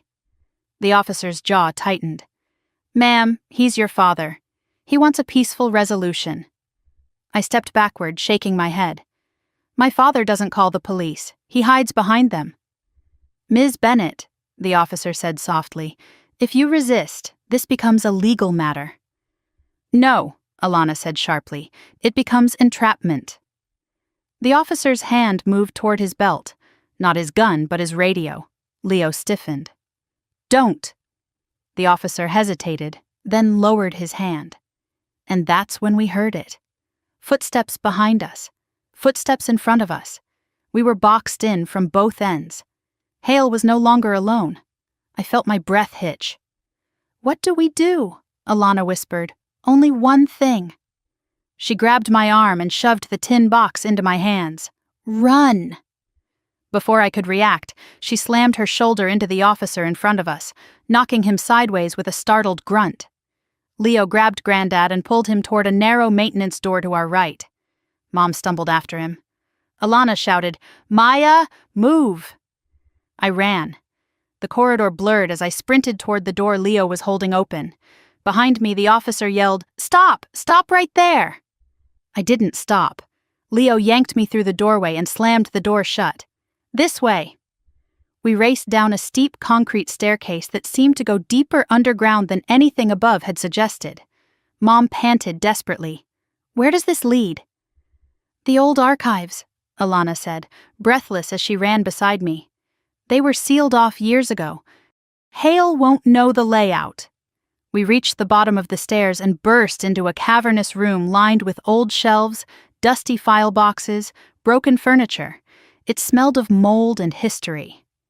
Leo shoved a metal cabinet against the door. "That'll hold them for a few minutes." Mom collapsed against a pillar, sobbing. Granddad sank onto a crate, clutching his chest. I need a moment." I knelt beside him. "Breathe. Just breathe." Leo looked at the tin box still clutched in my shaking hands. "Whatever he wants, it's in there, or connected to it." Alana paced, thinking fast. "He's not after the box. He's after her." Mom sobbed harder. My baby, my baby." Granddad lifted his eyes to mine. "Child, we have to talk, now." I swallowed. "Granddad?" He reached into his coat, pulled out a folded map, one we hadn't seen before. "This," he whispered, "is the real secret. The location of the second door. I didn't show it earlier because I was afraid." My heartbeat roared in my ears. "Where?" He pointed to a hand-drawn symbol. "The old pecan tree." I shook my head. "You already said that." "No," he said urgently. "Not under it."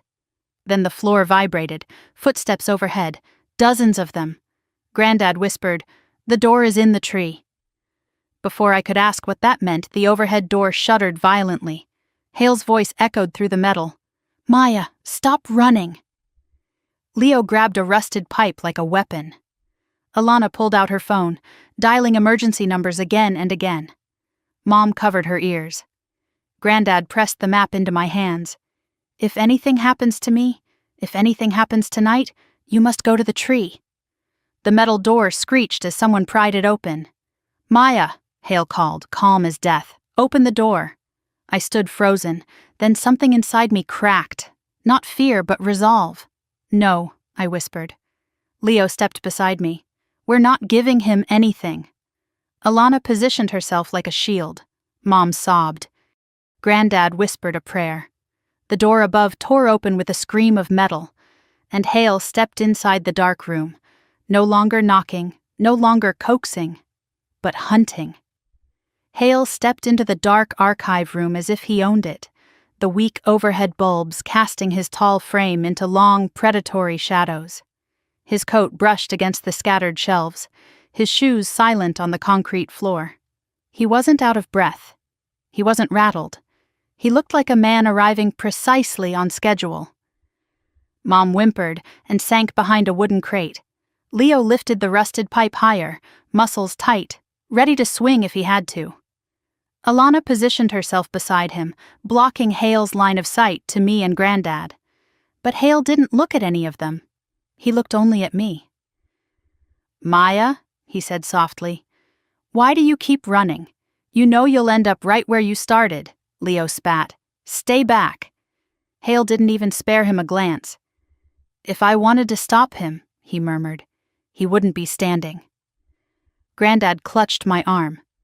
"Don't speak to him. Don't answer anything."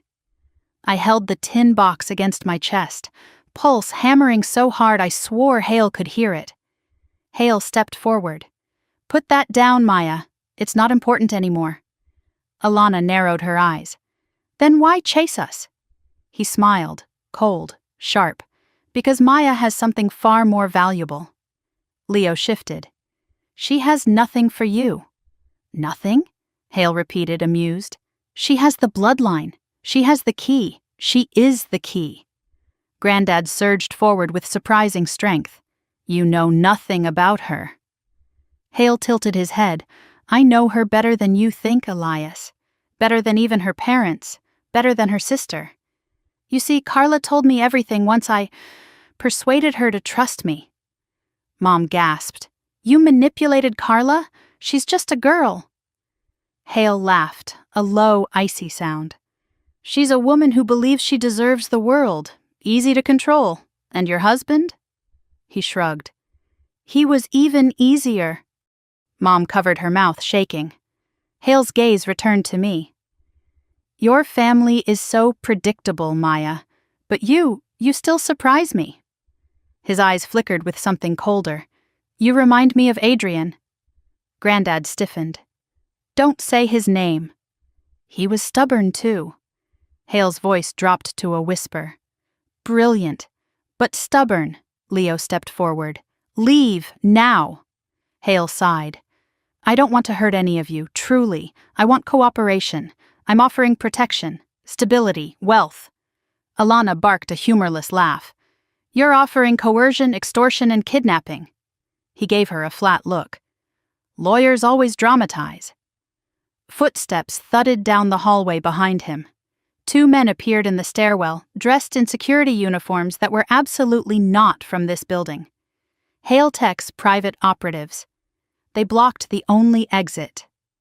Mom clutched her chest. Oh, God. Hale spread his hands. Maya, the game is over. You can't run anymore. You can't hide. And you can't fight me.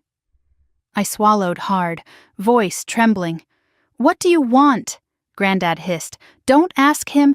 What I want, Hale said, stepping closer, is access. I backed up instinctively, the tin box pressing hard against my ribs. To what? Alana demanded. Hale laughed softly. Don't pretend you don't know. Granddad whispered fiercely. He wants the second door, child. He wants the tree. Hale's eyes gleamed. Ah, so you told her. My heart sank. You knew? Of course, he said. Adrian Ward was many things, but subtle he was not. A tree? A map written with ink that only appears when heated? It wasn't difficult to unravel. Granddad's face went chalk white. That's impossible. He never revealed the second location. He didn't need to, Hale said. Men like him always leave breadcrumbs, and men like me always find them. Leo stepped closer to me, blocking Hale's path. You'll walk over my dead body before you get her. Hale gave him a pitying look. Don't tempt me. The 2 men behind him stepped further into the room. I felt my knees buckle. Alana whispered urgently, Maya, look at me. I forced my gaze away from Hale. Maya, she said softly, you're smarter than he is. Don't play into his narrative. He wants you scared. He wants you frozen. Don't let him decide the next move. But I couldn't breathe. The air felt too thick, too cold, too full of Hale's presence. He stepped closer. Give me the map. Give me the location. And I will let your family go.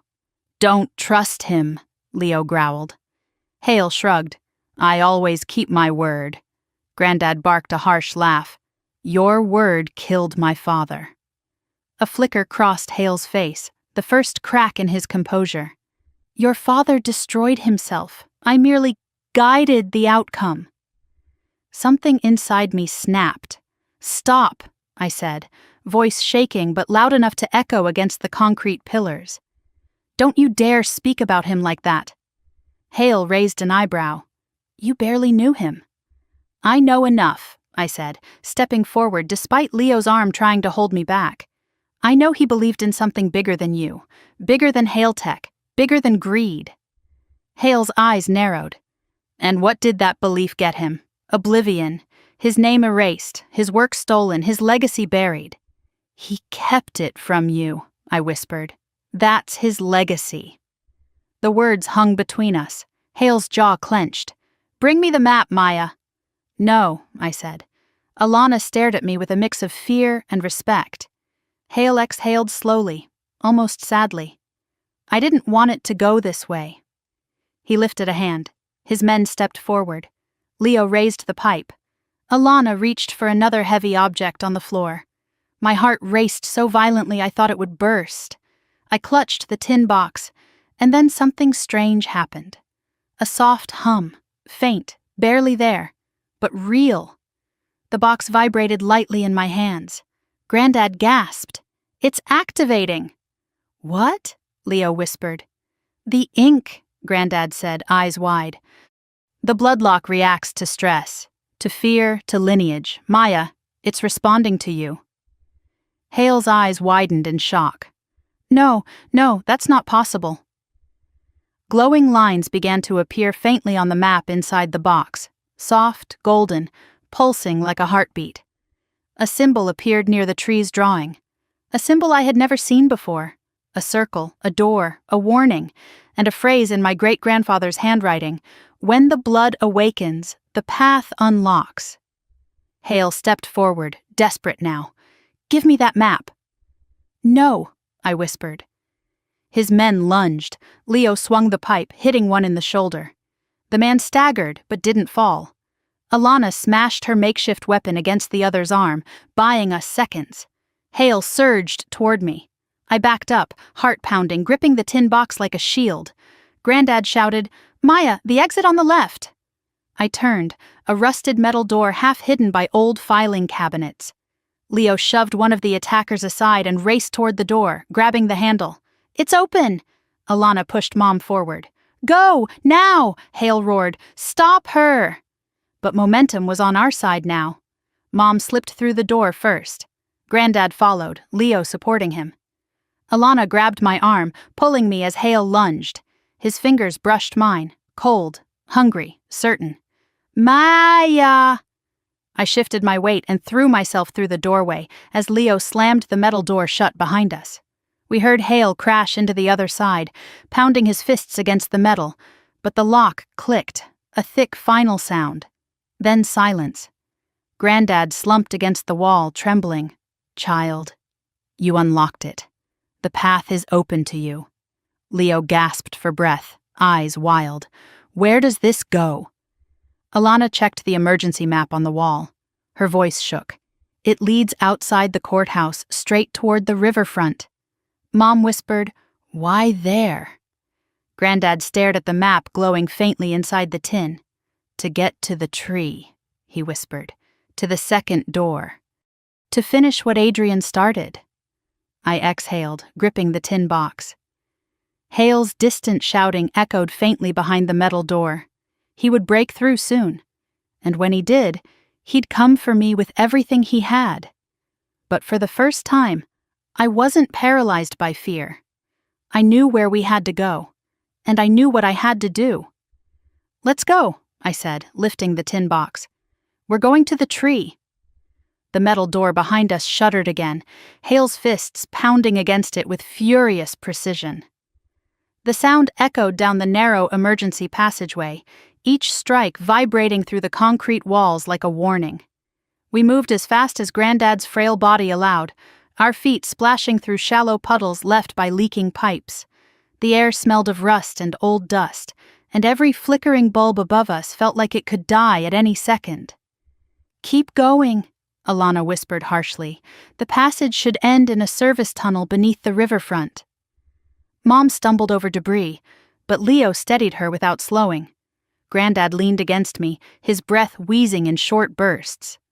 I held the tin box tightly, its weight both terrifying and comforting. Behind us, another crash sounded, the unmistakable sound of metal starting to bend. Hale was breaking through. Leo muttered a curse. "He's stronger than he looks." Granddad rasped. "He's relentless. He always was." We reached a T-shaped intersection. The map on the wall was smeared, water-damaged, but Alana squinted at it, tracing the faded lines with her finger. "This way," she said, turning left. We followed her into a wider corridor lined with old maintenance panels, many of them broken or sparking faintly. The hum of electricity vibrated through the floor. Granddad stumbled, and I caught him. "Almost there," I whispered. He nodded weakly. "Child, remember what Adrian wrote. The path unlocks with truth. When the moment comes, don't be afraid." I swallowed hard. "I won't be." A lie, maybe, but one I needed to say. We emerged into a cavernous concrete room that smelled of river water and machine oil. Large steel pipes ran along the walls. A metal ladder led to a hatch above, stenciled faintly with the words, "Access to Riverfront Maintenance Deck." "That's our exit," Alana said. "Let's get you up." Leo climbed first and pushed open the hatch. Cold air rushed down as he hauled himself out. He reached back for Granddad, but Mom cried out softly when footsteps echoed behind us. Closer this time, echoing through the tunnel. Hale had broken through. Alana gestured frantically. "Get him up!" Leo gripped Granddad under the arms and lifted. I scrambled up behind them, gripping the rungs with shaking hands. Mom followed, sobbing quietly as she climbed. Alana came last, and just as she reached the hatch, a shadow appeared in the tunnel below. Hale. His voice drifted upward, soft and chilling. "Maya, don't make me chase you anymore." Alana slammed the hatch shut, and Leo dropped the locking bar across it. The cold air bit into my skin, but the relief of fresh wind nearly brought me to tears. We stood on a narrow metal walkway overlooking the river, dark water churning beneath the moonlit sky. Snowflakes drifted sideways in the wind, stinging our faces. Mom hugged herself, teeth chattering. "Where do we go now?" Alana pointed toward a narrow service road leading up toward the public park. "That way. The tree is on the far side of the property line. If the second door is really there, we need to reach it before Hale does." Leo adjusted Granddad's coat. "Let's move." We hurried along the walkway, our shadows stretching long against the concrete wall. The river roared beneath us, black and endless. When we reached the service road, my breath caught. The park was eerily silent. The old pecan tree stood at the crest of the hill, its twisted branches reaching into the night sky like skeletal fingers. Snow clung to its bark, and the ground beneath it was undisturbed. Perfect. Untouched, waiting. Granddad exhaled shakily. "We made it." But before the relief could settle, lights flickered at the far end of the park. 2 dark cars, silent. Then a third set of headlights appeared. "No," Leo whispered. "He found us. How?" Granddad closed his eyes. "He always finds what he wants." The cars spread out, blocking each possible escape path. Men stepped out, 3, 4, 6, all wearing black coats, all moving with eerie uniformity. And then Hale stepped into the glow of the headlights, coat whipping in the wind. "Maya," he called, voice amplified by the open field. "I must admit, you're resourceful, but this ends tonight." Mom let out a strangled cry. "Please, just leave her alone. She's done nothing to you." Hale didn't even look at her. His eyes were fixed entirely on me. Leo stepped in front of me, pipe in hand. "You're not getting her." Hale smiled slightly. "Do you really believe you can stop me? Or are you pretending because she's watching?" Something inside me snapped at the calm arrogance. I stepped forward. "Hale," I said, voice shaking but loud, "you don't want me. You want power, and you think I can give it to you, but you don't understand anything about what my great-grandfather created." He tilted his head. "Then enlighten me." Granddad clutched my coat. "Child." "The warning." I looked at him. "I know." Then I turned back to Hale. "You think Project Nova is an energy source, a limitless one, clean, efficient, revolutionary, but that isn't the whole truth." He frowned slightly. I lifted the tin box. Nova wasn't designed to be used. It was designed to be judged. Hale's eyes narrowed. "You're lying." I shook my head. He built in a failsafe, a safeguard that prevents anyone with corrupt motives from accessing the full design. That safeguard isn't a lock. It's a test. Hale's breath caught, just faintly, but enough. Behind me, Leo whispered, "Maya, what are you doing?" I ignored him. "It can sense intention," I said. "It can sense greed, violence, ego. Anyone who approaches the second door with those things in their heart will never open it." Hale took a step forward, face tightening. "That's nonsense," he muttered. Technology doesn't work like that. This one does, I whispered. He lunged toward the tree. Stop! Granddad cried, but Hale ignored him, reaching for the trunk. As his gloved hand touched the bark, nothing happened. No vibration, no glow, no shift. The tree remained still, silent, unmoving. Hale turned back to me, fury twisting his features. Enough games! He stepped toward me. Leo swung the pipe, but one of Hale's men intercepted him, tackling him to the ground. Mom screamed. Alana reached for her phone, but another operative snatched it away and grabbed her arms. I stood alone. Hale grabbed my wrist. You will show me how to open it. No, I whispered. His fingers dug into my skin. Granddad shouted, voice cracking, Maya, the truth, tell the truth. Hale yanked my arm. Tell me where the door is. My heart pounded. I pressed my free hand against the tree's trunk. The bark was cold, solid. And then I whispered the words I had never said aloud, not to anyone, words that had lived in the darkest part of me my entire life. I am not a Bennett. The ground trembled faintly beneath my feet. Hale froze. I lifted my chin. I am Maya Ward, great-granddaughter of Adrian Ward, the bloodline you tried to erase. The vibration grew stronger. The bark beneath my palm warmed. Hale stepped back in shock, eyes widening. No. You hunted the wrong family, I whispered. You underestimated the wrong person. A golden line traced itself along the tree's bark, forming a perfect circle where no opening had existed moments before. A door. A real door. Hale stumbled forward. Open it! He reached for me again, but the tree pulsed with light, and a shockwave rippled outward, knocking him backward onto the snow. His men staggered. Mom fell to her knees. Leo grabbed my arm, pulling me away from the expanding glow. The door in the tree slid open with a soft, ancient whisper. Inside was a chamber carved into the earth, lined with shelves of old notebooks, blueprints, reels of film, and a single metal pedestal. Granddad let out a sob. Adrian, you magnificent fool! Hale cried out, scrambling to his feet. No! He lunged for us. I stepped into the chamber. The glow flared, bright, brilliant, blinding, and then constricted violently. The door slammed shut in Hale's face. Darkness swallowed us. For a moment, all I heard was Granddad's breath and Leo's heartbeat pounding beside me. Then a soft light bloomed from within the pedestal. A final note.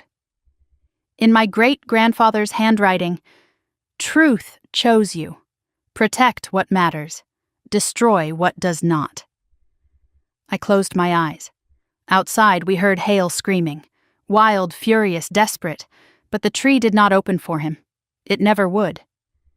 We waited in the safety of the chamber until dawn broke, and Alana confirmed Hale and his men had fled, scattered like rats when the police sirens, real ones, started blaring across the park. Hours later, wrapped in blankets and surrounded by officers who'd finally been forced to listen, I held the note to my chest. My story was no longer about fear, or shame, or survival. It was about truth. Truth chosen, truth claimed, truth finally spoken. And when I looked at Leo, at Granddad, at Mom, now quiet, remorseful, broken open by everything, we were not victims anymore. We were free, and the world outside was finally ready to hear what the Ward family had protected for generations. Thank you, dear listeners, for staying with me through this long, winding journey. If this story moved you, frightened you, or made you think about the power of family, truth, and courage, I'd love to hear your thoughts. Leave a comment below and tell me where you're listening from. If you enjoyed the story, please like the video, subscribe to the channel, and stay with us for many more powerful, emotional life stories. Your support means the world. Until next time, stay safe, stay kind, and protect the truth that lives in your heart.